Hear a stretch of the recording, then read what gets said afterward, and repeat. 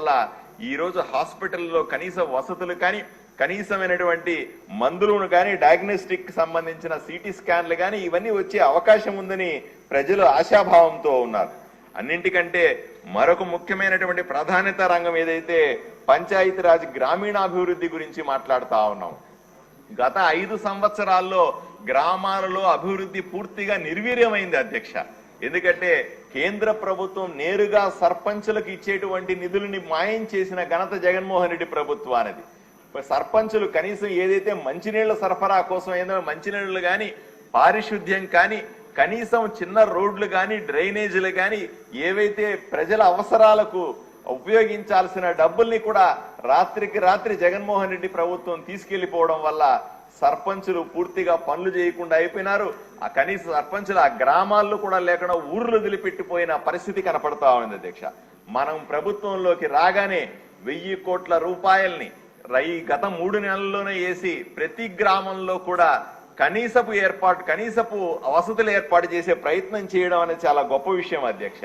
అంతేకాదు గ్రామాల్లో కనీస అవసరాలైన రోడ్లైనా సరే, మంచినీటి సరఫరా అయినా సరే, మంచినీటిని శుద్ధి చేయడం కార్యక్రమాలైనా సరే, కనీసపు డ్రైనేజీలైనా సరే, కనీసపు అవసరాలు ఏవైతే ఉన్నాయో వీటిని తీర్చడానికి జగన్మోహన్ రెడ్డి గారి ప్రభుత్వం ఏ రోజు కూడా ప్రయత్నం చేయలేదు.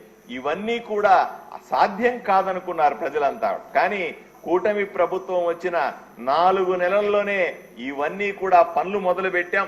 ఈ రోజు ఆదోనిలో ఉన్న నా నియోజకవర్గంలో 43 గ్రామాలంటే 43 గ్రామాల్లో కూడా ఏదో ఒక రోడ్డు వేయడమో ఒక డ్రైనేజ్ వేయడమో లాంటి కార్యక్రమాలు చేయడం ద్వారా ప్రజలకు భరోసా నింపే ప్రయత్నాన్ని చేస్తాను. రాష్ట్ర వ్యాప్తంగా ఈ పంచాయతీరాజ్ గ్రామీణాభివృద్ధికి సుమారుగా 17,438 కోట్ల రూపాయల కేటాయింపులు చేయడాన్ని నేను స్వాగతిస్తున్నాను అధ్యక్ష. అన్నింటికంటే ముఖ్యమైనది జగన్మోహన్ రెడ్డి గారు అధికారంలో ఉన్నప్పుడు ఆయన చెప్పిన మాట ఏంటంటే ఈ నవరత్నాల పేరుతో రాష్ట్ర వ్యాప్తంగా ఉన్నటువంటి అన్ని సమస్యలు తీరుస్తానని చెప్పాడు. అందులో ప్రధానమైన రత్నంగా ఆయన జలయజ్ఞాన్ని చెప్పేవాడు అధ్యక్ష. జలయజ్ఞం అంటే ప్రాజెక్టులు కట్టి ప్రతి ఎకరాకు సాగునీటి ఇవ్వడం, తాగునీళ్లు ఇవ్వడం అనే విషయాన్ని పదే చెప్పాడు ఆయన. నేను రాయలసీమల బిడ్డని, రాయలసీమ నుంచి ఎమ్మెల్యేగా ఎన్నికై వచ్చిన వాడిని. నాకు తెలుసు రాయలసీమలో ఏ ఒక్క ప్రాజెక్టు కూడా ఒక తట్టెడు మట్టి కూడా గత 5 సంవత్సరాల్లో జగన్మోహన్ రెడ్డి ప్రభుత్వం జలయజ్ఞం కింద చేయలేదు అధ్యక్ష. ఏ రోజు దాన్ని పట్టించుకున్న పాపాన కూడా పోలేదు. ప్రజలు ఆ నీళ్లు కావాలని, తాగడానికి నీళ్లు లేవని గొంతెండిపోతా ఉంటే కూడా కనీసం నీళ్లు కూడా సప్లై చేయలేని పరిస్థితి. జలజీవన్ మిషన్ లాంటి పథకాలు కేంద్ర ప్రభుత్వ సహకారంతో వచ్చినప్పటికి కూడా పూర్తి అవినీతిమయమైపోయినాయి. ఈ రోజు కూడా ఆదోని నియోజకవర్గంలో 6 రోజులకు ఒకసారి, 10 రోజులకు ఒకసారి, 15 రోజులకు ఒకసారి తాగే నీళ్లు వస్తాయంటే ఎంత దారుణంగా ఉందో అర్థం చేసుకోవాల్సిన పరిస్థితి ఉంది. ఉత్తరాంధ్రలోనో ఆంధ్రలోనో సంవత్సరానికి 2 పంటలు 3 పంటలు వేస్తా ఉంటే కూడా మేము వర్షం వైపున చూసి ఒకే ఒక్క పంటతో సరిపెట్టుకోవాల్సిన పరిస్థితి రాయలసీమ మొత్తం ఉంది. అంటే ఈ జలయజ్ఞం ఎంత దారుణంగా తయారైందో ఒక్కసారి ఆలోచన చేయాల్సిన అవసరం ఉంది. అదే సందర్భంలో మనం ప్రతిపాదించిన బడ్జెట్ లో నీటిపారుదల శాఖకి 16,705 కోట్ల రూపాయల్ని మనం ప్రతిపాదిస్తూ ప్రాజెక్టుల్ని కూడా డిఫైన్ చేసి ఈ ప్రాజెక్ట్ ఇంత చేయబోతున్నామని చెప్పడం అన్నది చాలా స్వాగతించాల్సిన విషయం. రాయలసీమ ప్రజల్లో మళ్ళీ ఆశలు చిగురించే అంశంగా మనం దీన్ని చూడాల్సిన అవసరం ఉంది అధ్యక్ష. అలాగే వ్యవసాయానికి సంబంధించిన కేటాయింపులు చూస్తే అధ్యక్ష మనం రాష్ట్రంలో కొన్నింటిలో చాలా ముందంజలో కూడా ఉన్నాం అధ్యక్ష. దేశంలో ప్రథమ స్థానంలో ఉన్నటువంటి ఆంధ్ర రాష్ట్రం దేశంలోనే కోడిగుడ్ల ఉత్పత్తిలో మొదటి స్థానంలో ఉంది అధ్యక్ష. అలాగే రకరకాల పళ్ళ ఉత్పత్తిలో కూడా సుమారుగా 15.6% వాటాతో దేశంలోనే మనం మొదటి స్థానంలో ఉన్నాం అధ్యక్ష. అంతెందుకు పామాయిల్ ఉత్పత్తిలో గాని పామాయిల్ సాగులో కూడా భారతదేశంలో ఆంధ్రప్రదేశ్ మొదటి స్థానంలో ఉంది అధ్యక్ష. అంతేకాదు సుమారుగా మనం ఉన్నటువంటి 912 ఎకరాల 912 కిలోమీటర్ల తీర ప్రాంతం వల్ల ఈ చేపలు గాని రొయ్యల ఉత్పత్తిలో సుమారుగా 29% వాటాతో మనము దేశంలోనే మొట్టమొదటి స్థానంలో ఉన్నాం అధ్యక్ష. అలాగా వ్యవసాయాన్ని లాభసాటిగా చేయాలి, రైతుకు ఆదాయాన్ని పెంచాలి, రైతుని బాగు చేయాలనే ఉద్దేశంతో కేంద్ర రాష్ట్ర ప్రభుత్వాలు ఏ విధంగా సహకరించుకోవాలో ఎన్నోసార్లు కేంద్ర ప్రభుత్వం చెబుతూ వచ్చింది. దీన్ని పట్టించుకోకుండా వ్యవసాయాన్ని పూర్తిగా నిర్వీర్యం చేసి, ఎవరు ఏ రైతు కూడా బతకలేని విధంగా చేసి, వ్యవసాయం చేస్తే నష్టం వస్తుందనే అభిప్రాయాన్ని జగన్మోహన్ రెడ్డి గారి ప్రభుత్వం ఏర్పాటు చేసింది.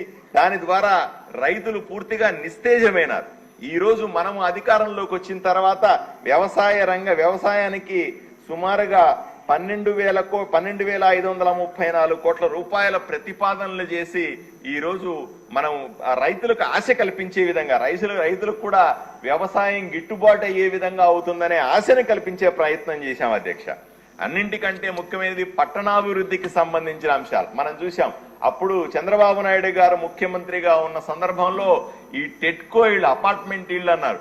పేదవాడికి కూడా బ్రహ్మాండమైన ఇళ్ళు ఇస్తామని మన హామీ ఇచ్చాం, వాటిని కట్టాం, 90% పూర్తి కూడా చేశాం. కానీ వాటిని ప్రజలకు ఇస్తే ఎక్కడ చంద్రబాబు నాయుడు గారికి, తెలుగుదేశం పార్టీ కూటమి ప్రభుత్వానికి మంచి పేరు వస్తుందేమో అని చెప్పి వాటిని ఏ విధంగానూ ప్రజలకు పంపిణీ చేయకుండా చేశారు. నా ఆదోని నియోజకవర్గంలో సుమారుగా 4,000 అపార్ట్మెంట్ ఇళ్లు కడితే 2,000 పూర్తి చేసి ప్రజల చేతికి ఇస్తామంటే కూడా 5 సంవత్సరాలు వాటిని ఇవ్వకుండా చేశారు, నిర్వీర్యం చేశారు. వీలైతే దాని మీద వైఎస్ఆర్సీపీ పార్టీకి సంబంధించిన రంగులేసి ప్రజలను మభ్యపెట్టే ప్రయత్నం చేశారు. ఈ రోజు సుమారుగా పట్టణాభివృద్ధికి 11,690 కోట్ల రూపాయల్ని కేటాయిస్తూ రాష్ట్ర ప్రభుత్వం పెట్టిన బడ్జెట్ ప్రతిపాదనలు నిజంగా ప్రతి పేదవాడి, పట్టణంలో ఉన్నటువంటి ప్రతి పేదవాడికి కూడా సొంతింటి కళ నిజమయ్యే పరిస్థితులు ఈ రోజు చేరుకున్నాయి అధ్యక్ష. చిట్ట చివరిది నేను మరొక ప్రాధాన్యత అంశం మనం ప్రజల ముందు పెట్టాము, రహదారులకు సంబంధించిన అంశం అధ్యక్ష. దీనికి కూడా ఈ రోజు బడ్జెట్ లో మంచి ప్రతిపాదనలు వచ్చాయి అధ్యక్ష. రాష్ట్ర వ్యాప్తంగా సరే ఏ రహదారిని నిర్మించడం కాదు కదా, గుంతలను కూడా పూడ్చలేకుండా 5 సంవత్సరాల పాటు జగన్మోహన్ రెడ్డి గారి ప్రభుత్వం పూర్తిగా రాష్ట్రాన్ని నాశనం చేసే, ఎన్నో వెహికల్లు అంటే ఆటోలో పోయేవాళ్ళు కానీ, కార్లు పోయేవాళ్ళు కానీ, బస్సులో పోయేవాళ్ళు కానీ ఏ రకంగా ఆరోగ్య సమస్యలు తెచ్చుకున్నారో చాలా మంది మా ఊర్లో చెప్పుకుంటారు అధ్యక్ష. అక్కడి నుంచి హాస్పిటల్ పోయే లోపల ఆటోలో పోతూ ఉంటే గుంతల మీద బాలింత ఆటోలో పోతూ ఉంటే ఆటోలోనే డెలివరీ అయిపోద్ది అనే పరిస్థితులు తీసుకొచ్చిన దుర్మార్గమైన రోజుల్ని మనం చూశాం అధ్యక్ష. వీటిలన్నింటినీ మనం ఇవి సాధ్యమే కాదనుకున్న సందర్భంలో కూటమి ప్రభుత్వం ఏర్పడిన తర్వాత కేవలం 6 నెలల్లోనే ఇప్పటికే అన్ని నియోజకవర్గాలకు కూడా కేటాయింపులైనవి. ఈ సంక్రాంతికి గుంతలు లేని ఆంధ్రప్రదేశ్ నిర్మిస్తామని చంద్రబాబు నాయుడు గారు ప్రామిస్ చేశారు. ఆ విధంగానే సుమారుగా 9,805 కోట్ల రూపాయలు బడ్జెట్ లో దీనికి కేటాయించడం, రాబోయే రోజుల్లో బ్రహ్మాండమైన నున్నటి రోడ్లు, గుంతలు లేని రోడ్లు చూడబోతున్నామని ప్రజలు ఆశగా ఉన్నారు అధ్యక్ష. ఇలా ఎన్నో రకాల మంచి ప్రతిపాదనలతో వచ్చినటువంటి ఈ బడ్జెట్ ని నేను పూర్తిగా స్వాగతిస్తున్నాను.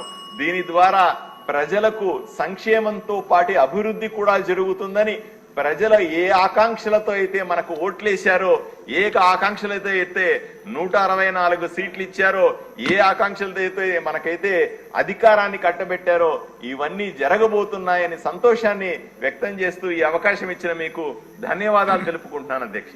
రాధాకృష్ణ గారు.